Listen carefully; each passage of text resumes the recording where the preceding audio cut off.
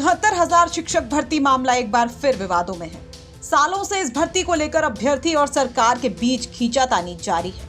ये मामला एक बार फिर सरकार के लिए गले की फांस बन गया है, क्योंकि इलाहाबाद हाई कोर्ट के लखनऊ बेंच ने 69,000 शिक्षक भर्ती के मामले में फिर से मेरिट लिस्ट जारी करने को कहा है। लेकिन अब इस मामले में सियासत भी शुरू हो गई है। एक तरफ 69,000 शिक्षक भर्ती के मामले पर जहां अखिलेश, मायावती और राहुल गांधी ने योगी सरकार के खिलाफ मोर्चा खोल दिया और ताबड़तोड़ हमले कर रहे हैं, तो वहीं खुद यूपी सरकार में उप मुख्यमंत्री केशव प्रसाद मौर्य ने भी कोर्ट के इस फैसले का स्वागत किया है और अपने सोशल मीडिया हैंडल एक्स पर लिखा है, शिक्षकों की भर्ती में इलाहाबाद हाई कोर्ट का फैसला सामाजिक न्याय की दिशा में स्वागत योग्य कदम है। ये उन पिछड़ा व दलित वर्ग के पात्रों की जीत है जिन्होंने अपने अधिकार के लिए लंबा संघर्ष किया। उनका मैं तहे दिल से स्वागत करता हूं। केशव प्रसाद मौर्य के इस ट्वीट के बाद से एक बार फिर बहस छिड़ गई है और सोशल मीडिया पर लोग पूछ रहे हैं कि क्या सूबे के योगी आदित्यनाथ सरकार पर कोई भी फैसला लेने से पहले अपनी सरकार महत्वपूर्ण मंत्रियों से कोई सलाह मशविरा नहीं करती है। क्योंकि कोर्ट में जब 69,000 शिक्षक भर्ती मामले पर सरकार से पक्ष मांगा गया था, तो क्या सरकार ने बिना किसी डिस्कशन के ही फैसला ले लिया था?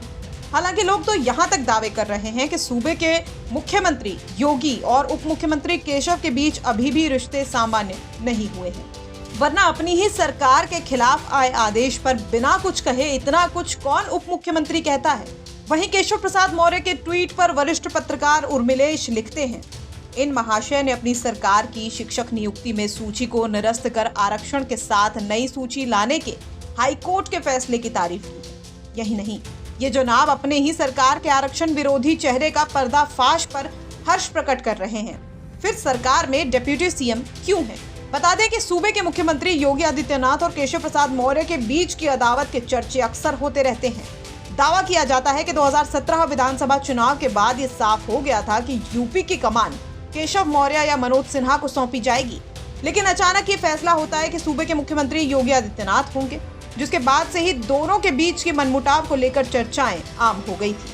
2024 लोकसभा चुनावों में बीजेपी उत्तर प्रदेश में 80 में 80 सीटें जीतने का दावा कर रही थी, लेकिन यूपी में बीजेपी को तगड़ा झटका लगा, जिसके बाद से फिर एक बार चर्चा शुरू हुई कि उप मुख्यमंत्री और मुख्यमंत्री के बीच टसल शुरू हो गई है।